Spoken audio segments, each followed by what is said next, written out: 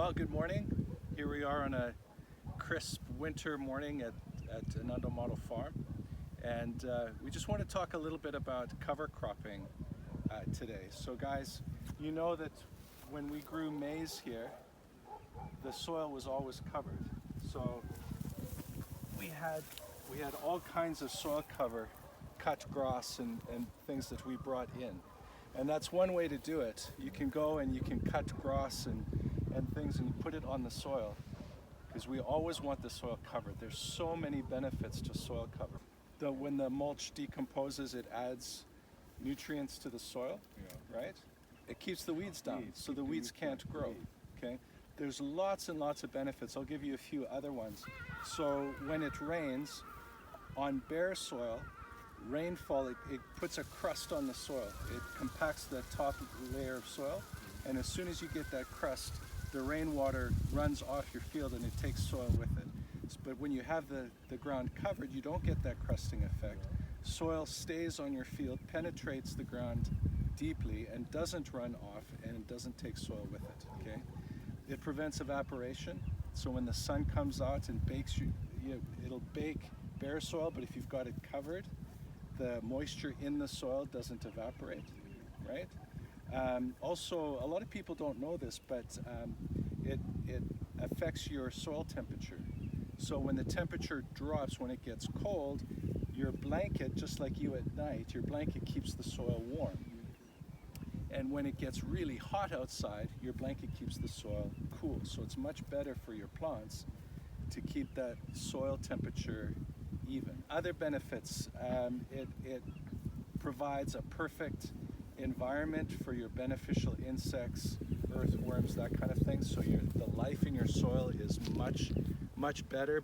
In bare soil, the sun actually kills the life in the soil, the bacteria and the fungus in the top 4 inches of soil. The sun can kill it, and dead soil gives you dead plants. So we want a healthy living soil. So mulch is so important, okay? So one way is to go and cut it from wherever, gather it from your neighbors and bring it into your field. Another way, and what we want to practice on the model farm, is in the winter time, in the off season when we're not growing maize, we're going to grow the blanket for the next season.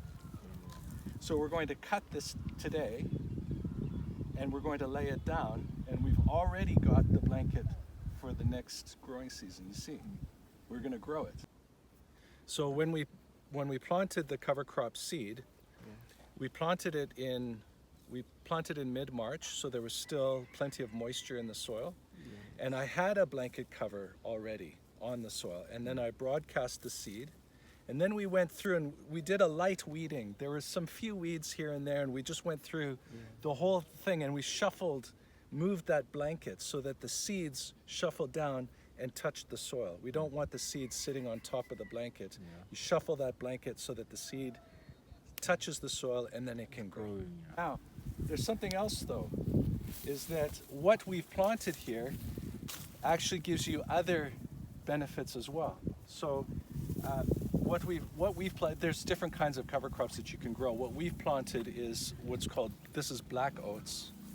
So if you open it, these have already gone to seed. It's a little bit late, but if you get a dry one, the seed inside, it's a black oat seed. Yeah, get a dry one. Okay. So it's called black oats or Saya oats. S-A, there it is. There's a black oat seed. Okay. Black oat or Saya oat, S-A-I-A. Okay. And what's so nice about Saya oats is it grows nice and tall. So you get a lot, when this lays down, you get a lot of blankets when you cut this. Okay. And these Saya oats also keep the weeds down very strongly. You don't see hardly any weeds in here at all. There's a few, but not very many, and it's because of these oats. So there's different things that you can plant for a cover crop. We've done black oats and vetch. Other ones include stooling rye instead of black oats. There are different kinds of vetches and clovers and things like that for the legume crop. If you're wanting to break up a hard soil, you can use things like a tillage radish or a sodbuster radish. Some people use and it's got a deep root that breaks up the clay soils. This is called common vetch, okay?